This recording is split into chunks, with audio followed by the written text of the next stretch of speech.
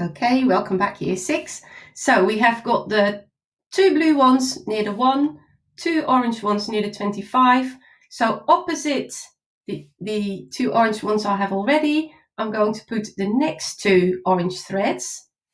So it looks like this. And then opposite the 2 blue ones I had already, I'm going to put them on either side. In my case, it's the number 17. I don't know whether it's the same for you. But once you finish setting up, it should look like this, with every 90 degrees 2 threads on either side of the number. Okay, now one thing you need to check when you hold it like this, when you've been setting up, you might have accidentally pulled some of the strings so they end up being shorter or longer than the others. In my case, actually, they're pretty even.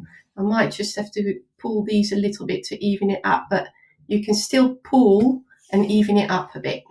Okay, so, right, once you've got that ready, you are ready to start.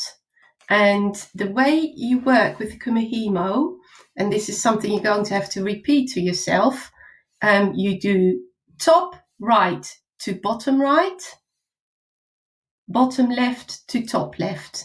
You might want to write this down. So I'm starting with the blue number 1.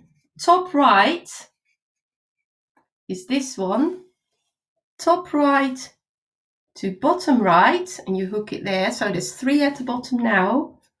And bottom left, which is this one, is going to top left. So now you have the 2 strings just to the left of your original number 1, and also the ones at the bottom have moved.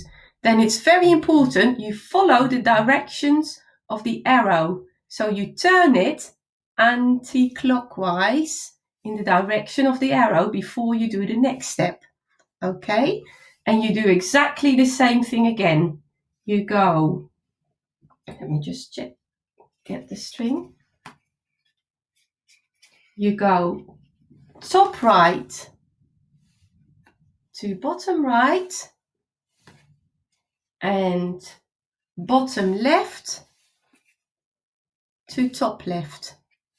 And again, you see you've moved, and then you follow the directions of the arrow 90 degrees anti-clockwise, and you do the same thing again. You go top right to bottom right, bottom left to top left, and turn in that direction again. Now you keep going until you want to break.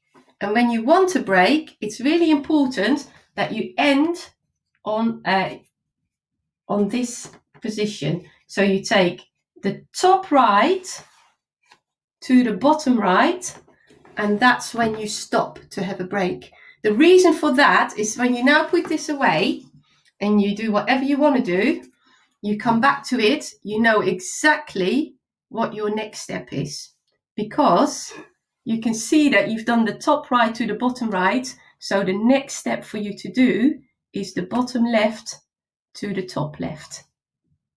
Okay, so you always end on a 3. So I'm doing one again. I end on a 3 so that next time I pick this up, I know exactly what to do next.